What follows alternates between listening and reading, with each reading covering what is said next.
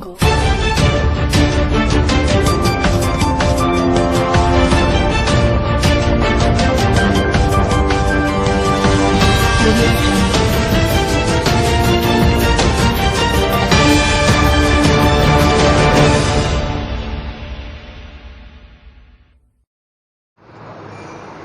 Future समाचार पत्र से मैं पत्रकार आभा सिंह। एक माह में सास ससुर और पति की मौत से हिम्मत हारी पूजा जैन। एक माह में पूरे परिवार को खोने के बाद पूजा जैन दर दर की ठोकर खाती घूम रही है। मोती कटरा निवासी डॉक्टर साकेत जैन से एक माह पूर्व शादी के बंधनों में बंधी थी। पूजा जैन को उन्हीं की फुफिया सास व फुफिया ससुर साकेत जैन की जायदाद में से फूटी कौड़ी देने को भी तैयार नहीं है और सास ससुर का सोना चांदी व सारा पैसा साकेत जैन के बुआ और फूफा व उनके ड्राइवर ने साजिश के तहत गाड़ियों से लेकर सारा पैसा हड़प लिया। इसकी शिकायत लेकर पूजा जैन जब थाना गेट पहुंची तो चौकी इंचार्ज सोनू सिंह ने कार्रवाई न कर पीड़ित महिला पूजा जैन से कह दिया कि आप किराए के मकान में रहो और आपको 5,000 रुपये महीने दिला दिए जाएंगे। अब तो लगता है कि पूजा जैन को पुलिस इंसाफ न दिलाकर खुद जज बनकर फैसला सुनाती है। बेचारी पूजा जैन की दुनिया उजड़ने के बाद अब आत्मदाह को मजबूर होना पड़ेगा। अब देखना तो यह है कि पुलिस के आला अधिकारी पीड़ित महिला को इंसाफ दिलाते हैं। यह तो एक सोचने का विषय है। नमस्कार।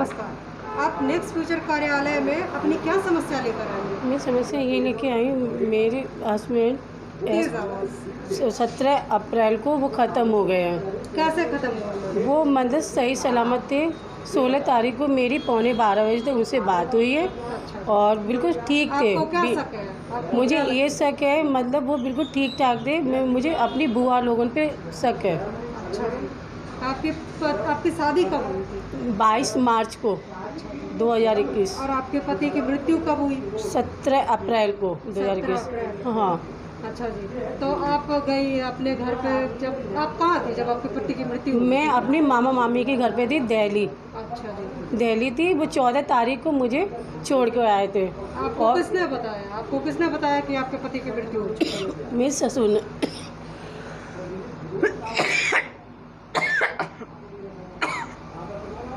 ससुर जी ने मुझे फ़ोन किया था 8 बजे। बोले बेटा साकेत ख़त्म हो गए। अच्छा। और मेरे बुआ जी ने किसी ने मुझे कॉल नहीं की। अच्छा। जब मैं घर आई, मैं घर नहीं आई, मैं ताजगंज मैं शमशान घाट पहुंची। उनकी चिता पे बॉडी पड़ी थी, उनकी नाक से खून निकल रहा था। अच्छा जी। आपको क्या शक है? क्या लग रहा है? मेरे पति का मर्डर हुआ है। अच्छा, आपके पति का मर्डर हुआ है। मेरे पति का मर्डर हुआ क्योंकि वो सही सलामत थे। मैंने जब उनसे पूछा आपकी तबीयत तो नहीं खराब, तो बोले नहीं, कुछ भी नहीं, ना फीवर है, कुछ भी नहीं। तो बस अच्छे से बात 1:15 तक उनका व्हाट्सएप ऑन था और मैसेज भी उन्होंने किया था मुझे। लास्ट मैसेज 1:15 बजे का है ये मैसेज किया। हाँ, ये उन्होंने। वो ठीक थे? ये बिल्कुल ठीक थे। 1:15 बजे तक वो बिल्कुल ठीक थे। और सुबह जब आप फिर गई? सुबह में गई तो मुझे उनकी डेड बॉडी ताजगंज और शमशान घाट पे मिली थी, चिता पे। तो उनके नाक में से खून आ रहा था। अब अभी आपके परिवार में, आपके पति के परिवार में अभी कौन कौन लोग हैं? और उसके बाद मैं घर जब लौट के आई तो मेरी सासू माँ की बॉडी मिली घर पे। अच्छा। बिल्कुल वो भी थे, ठीक थी। और जबकि मेरी बुआ जी और शिका जैन और शशि जैन, इन लोगों को कोरोना था। तो ये लोग बिल्कुल ठीक हो गए। मेरी मम्मी और मेरे हस्बैंड को कोई कोरोना नहीं था। बिल्कुल नॉर्मल थे, मुझसे अच्छे से बात की, हर चीज़ बताते थे। अगर उनको कोई परेशानी है कि आपके पति को कोरोना था तो ये किसी हॉस्पिटल में लेके गए? नहीं, हॉस्पिटल में नहीं लेके गए। वो जब गाड़ी में चढ़ रहे थे एम्बुलेंस पे, तो एक पैर उन्होंने ऊपर रखा था और एक उनका नीचे था। उसी समय वो गाड़ी से गिर गए थे। उसके बाद बुआ जी तमाशा देखती रही और उनको छुआ तक नहीं, किसी की हेल्प नहीं ली, ना मदद ली, और ना उन्होंने मुझे फ़ोन करके ये तक बोला। किसी ने फ़ोन नहीं किया। अभी आपके पति के परिवार में कौन कौन लोग हैं?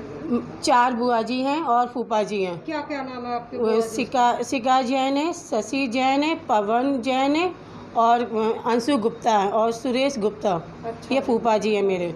आपकी फफिया सास आपसे क्या चाहती हैं? क्या फूफा चाहती से ये चाहती तुम्हारे सब पूरा परिवार ख़त्म हो गए, तुम्हारा कोई नहीं, हम तुम्हारे कोई नहीं, ठीक है। तुम्हारे सास ससुर थे वो ख़त्म हो गए, तुम्हारे हस्बैंड थे वो ख़त्म हो गए, अब तुम्हारे इस घर में कोई नहीं। मेरे मोती कटरा में घर है और फ्लैट मेरा यहाँ पे है, तो मेरे घर में भी मुझे रहने नहीं दिया जा रहा है। कह रही अगर प्रॉपर्टी आपके हाँ, हस्बैंड हाँ। की प्रॉपर्टी? हाँ, वो मेरे हस्बैंड की है। बताओ कहाँ कहाँ पे? मोती कटरा मोती कटरा और फ्लैट यहाँ पे है पागल खाने। अच्छा जी। तो जी। वहाँ आपको रहने नहीं दिया जा रहा। मेरे से आपके कहते कुछ चीज़ें छीन ली गई? मुझसे सारी चीज़, मेरे सास ससुर को सारा चीज़ जेवर ले लिया मुझसे, फ्लैट की चाबी मुझसे ले ली।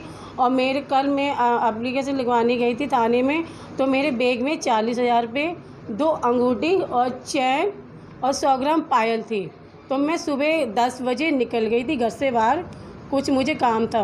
तो शाम को जब मैं 7 बजे लौट के आई तो मेरा बैग पूरा खुला हुआ पड़ा था, अलमारी खुली हुई पड़ी थी। और सर मेरे मोती कटरा में कैमरा लगे हुए हैं। जब मैंने पुलिस से बोला कैमरे को चेक करवाइए, तो वो पुलिस वाले ऊपर बुआ जी ने बुला लिए और सभी लोग ऊपर चले गए सर लोग, और बुआ जी से फूफा जी से बात करी, वहाँ से चुपचाप से आके फिर उन्होंने कोई एक्शन नहीं उठाया। ये कहना है कि पुलिस वाले जाते हैं चुपचाप कमरे में बतियाते हैं और चले आते हैं बस। अच्छा जी। और फिर मुझसे कहते बस तुम्हारे के लिए इतना कर दिया जाएगा, 5,000 रुपये दिलवा दिए जाएंगे और किराए पे मकान तुम आराम से रहिए। ये फूफा जी ने बोला था, बोले मेरी अधिकारी से बात हो गई है, तुम बाहर रहो किराए पे और तुम्हें 5,000 रुपये महीने देता रहूँगा मैं। अच्छा, और तुम्हारे इसमें कोई अधिकार नहीं है। और मेरा पति का घर है और मेरे सास ससुर का घर है, उसमें ये लोग मुझे रहने नहीं दे रहे हैं। रहने नहीं दे रहे हैं। आपकी प्रॉपर्टी से बेदखल कर रहे हैं मुझे से।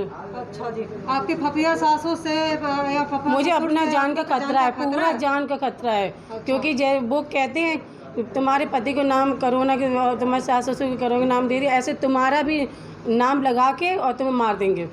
अच्छा, इसकी शिकायत के आप थाने में लेके गई थी? हाँ, आपकी जान का जो खतरा है। हाँ, मैं लेके गई थी। मैंने सर से बोला था सर मुझे अपनी जान का खतरा है, अपनी बुआ जी से, फूफा और फूफा जी से। अच्छा जी। ये चारों लोग मिलके वो क्या बोलते हैं पुलिस वाले, क्या कहते हैं? कुछ नहीं होगा, आप घर जाइए, आप आराम से रहिए, कोई एक्शन नहीं ले रहे हैं सर। इंक्वायरी के लिए आपके घर पे आते हैं? नहीं आए, और वो कभी थाने नहीं आई, बुआ जी कभी थाने नहीं आई। और बस सर लोगों की फ़ोन से ही अधिकारी लोगों से बात हो जाती है। फूफा जी मुझे धमकी दे रहे हैं, मैं वकील हूँ, मैं तुम्हें यहाँ से लेके वहाँ तक कोर्ट तक ले जाऊँगा। आते हैं तो कमरे में गुपचुप करके चले जाते हैं? हाँ, गुपचुप हाँ करके चले जाते सर। अच्छा जी। और जब मैंने कि सर आप एक्शन लीजिए, मेरे जान का खतरा सब कुछ है, मेरा ये पति का घर है, मैं इसमें रहना चाहती हूँ, पर वो लोग कुछ एक्शन नहीं ले रहे हैं। अच्छा, आप ये बताएं कि आपके पति के साथ आप कहाँ गई थी और कितने समय तक उनके साथ रही? मैं उनके साथ 25 दिन उनके साथ रही थी। और घूमने गई, मैं जयपुर गई थी, जोधपुर, अजमेर और दिल्ली घूमने गई थी, हर जगह मैं घूम के आई हूँ। अच्छा जी। 14 तारीख से वो मुझे दिल्ली छोड़ के, मामी के यहाँ छोड़ के चले आए थे। और मेरे हस्बैंड से लास्ट 16 तारीख तक बात हुई थी। अच्छा जी। और जब मेरे हस्बैंड ख़त्म हो गए थे तो मुझे किसी ने फ़ोन करके नहीं बताया। अभी आप इस समस्या के लिए शासन से क्या उम्मीद कर रही हो? मैं ये उम्मीद कर रही हूँ इसकी जांच होनी चाहिए सीबीआई से, और बस मेरे हस्बैंड की सीबीआई से इसकी जांच होनी चाहिए, ये चाहती हूँ। बस मैं ये चाहती हूँ पूरी जांच होनी चाहिए। और मेरी जो सास ससुर की चीज़ें और मेरे पति का फ़ोन वगैरह इन्होंने सब मुझसे छीन लिया और मुझे फ्लैट में रहने नहीं दे रहे। कह रहे ये तेरा घर नहीं है, तेरा कुछ भी नहीं। और ये कोई शादी को ये बुआ जी वगैरह नहीं मानती हैं, कह रही कोई शादी आदि नहीं हुई है, कुछ भी नहीं हुआ है, बस अच्छा आप यहाँ से निकल जाइए, अगर नहीं निकलोगी तो मैं यही काम करूँगी, तुम्हें मरवा दूँगी। मुझे धमकी दी जाती है हर तरीके से, खुल के धमकी दी जा रही है। चलिए, हम उम्मीद करते हैं कि अगर मेरी कोई सहायता नहीं करेंगे तो मैं अपने आप को खुद ख़त्म कर लूँगी। अच्छा बस आप आत्मदाह करोगे ये बोल रहे हो? हाँ ठीक है। अगर आपकी समस्या का समाधान नहीं किया जाता है शासन तो मैं अपने आप को ख़त्म कर लूँगी। बस सर मैं क्या करूँ, कोई मेरी हेल्प करो बस। मैं शासन से उम्मीद करती हूँ कि इस दुखियारी महिला की पुकार सुनी जाए और क्या कहते हैं इनकी उम्मीदों पर खरा उतरा जाए। ये इतनी परेशान है, इनकी उम्मीदों पर खरा उतरने वाला कोई नहीं है, इनकी मदद करने वाला कोई नहीं है। तो मैं पत्रकार आभा सिंह आपसे प्रार्थना करती हूँ कि आप इनकी उम्मीदों पर खरा उतरें और इनकी समस्या का समाधान करें। नमस्कार।